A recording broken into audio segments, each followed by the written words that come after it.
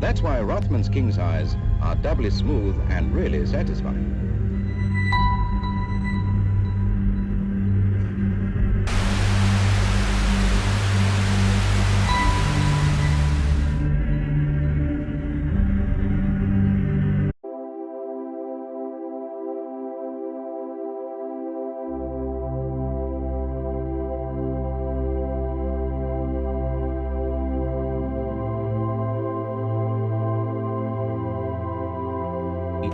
Distasteful.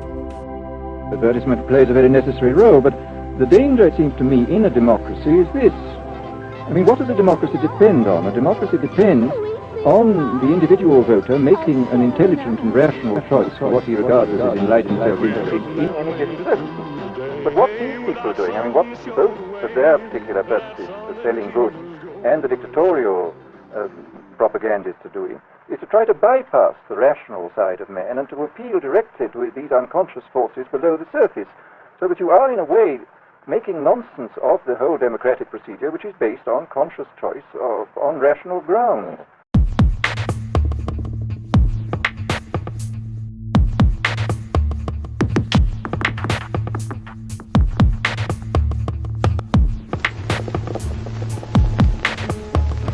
Feel it? Everything is so beautiful and lovely and alive. You shouldn't say anything about anything not being. This is reality. This is. If you look right over there,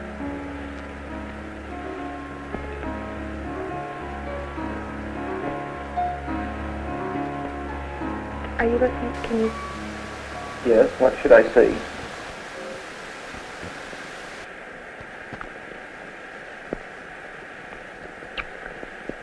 I wish I could talk in Technicolor, or let you see. Can you?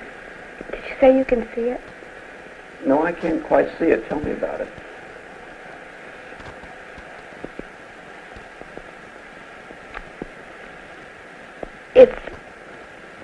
I can't tell you about it. If you can't see it, then you'll just never know it. I feel sorry for you. Back after we clean the brush and blend that together. Now the blue is many, many times stronger than this little pink area. It'll just eat it up, so be careful. Be careful.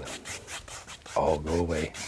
As quick as possible so that they can realize a profit before that industry collapses. A really important component of their pipeline too is that they're starting on indigenous land and they're going to end in a historic African American community. People who want this pipeline or talk about this pipeline, they'll say to me things like, you know, where you're going against progress. Progress would be finding out a way to move forward and to continue to have your lights on and continue to have food on your table and continue to be able to clothe your children, but not destroy their air and their water and their legacy. When it comes to environmental impacts, nobody has been impacted more than people of color, because we were the ones traditionally and historically placed in areas that were deemed unsafe to live.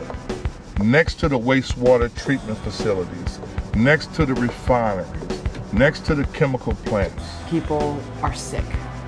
People have respiratory problems, they have illnesses that I had never heard of before I started to work around here, and they have a lot of cancer. My members are feeling guilty to work in the oil sands. So what we're looking for is a position that we can say, yes, we can be on that side. It's only people who come from privilege who can actually be so bold as to say we gotta shut it down. Those of us who come from the working class know what it's like to struggle. And so we have to be thoughtful and mindful about how do we create those opportunities where we're moving people from one economy to the other. We're trying to organize a movement of movements where we can holistically transform our reality, the way we're governed, the way we govern ourselves, the way we choose to be in community with each other, our relationships to industries and practices, to rethink and reimagine all those aspects. Together, we are trying to advance what's called a just transition. What we realized really quickly was that everybody could articulate where they would go if they had more money, if they, had a better job. That's how we started saying, okay, well, if they can see what their ideal place would be, well, why not start organizing with that saying like, look, you know, we can own this space and we can start to create what we can see. It's about having that conversation first, then educating ourselves on what the issues are, and then coming to a conclusion collectively on how to solve these issues. The worst thing a capitalist society can do is leave people alone to figure it out, because then they figure out they don't need you.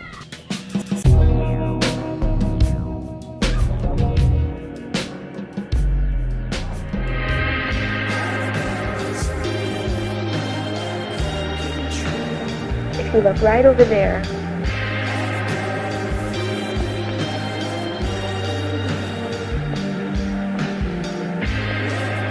are you looking? Can you? Yes, what should I see?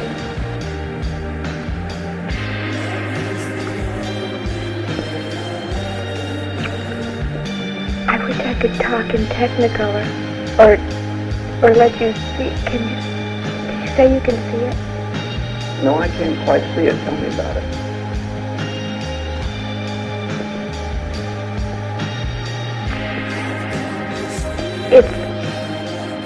I can't tell you about it. If you can't see it, then you just never know. I feel sorry for you.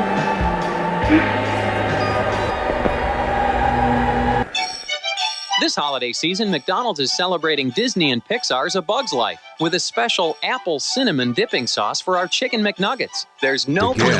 So what does that mean for our elections in 2018 and 2020? We can expect more of the same? Я не сказал, что у нас нет. I didn't say that we don't have the goal of putting an end to it. You just said that. Нет. No. Can I ask you a question?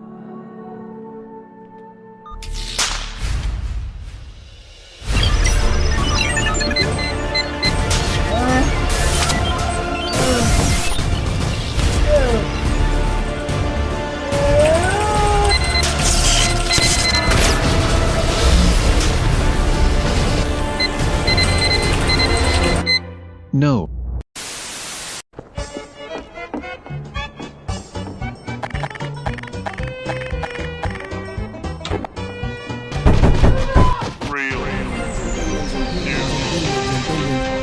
Billions and billions and billions and billions and billions and billions and billions and I'm Gregory Dawson filling in for Clifford Baines, who got a call back.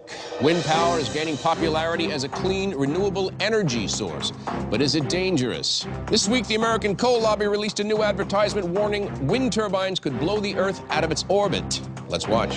The Earth's orbit. All life depends on it. A little closer to the sun, we'll burn up.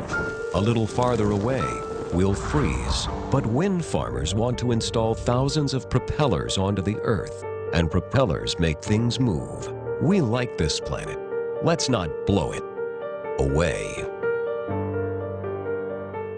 Chilling stuff. So, panel, is it time to reconsider wind energy? I think we have to. I'll admit, I always assumed that wind energy was harmless, but after seeing this ad, I am not so sure. Some leading scientists at Cole University recently took me out to dinner and told me about a study they had just published. It demonstrates how the sheer force of the new wind we're creating could accelerate the Earth's rotation so much people will literally fly right off of it. Like when you spin a lazy Susan too fast and the pepper shaker slides right off? Now, the environmental activist group Americans for Mining-Based Energy recently released a documentary entitled Terminal Gust, in theaters soon. Could movies like this spur the public to take a more critical look at the wind industry? Well, I just happened to see a screening of that film at the recent Center for Coal Policy Conference in the Bahamas. There is a heart-rending segment about a small town which is suffering from wind whistling into their water supply. Oh, my God. Kids could drink that water and get wind in their brain. These big wind fat cats have our country in a stranglehold. I'm tired of America sucking on the wind The fact is, mankind is meddling with forces that cannot comprehend here. Unlike coal, we don't know what wind is. No. We don't even know where it comes from. Wind slips through your fingers. It's dishonest. It's like that slogan from last year, coal, energy you can clutch. Now, the coal lobby has recently raised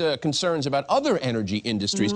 Just earlier this week, they took out this full-page ad in the New York Times about how solar energy is sucking our sun dry. The American people have to stand up and start buying only environmentally sound, coal-based products. Yeah.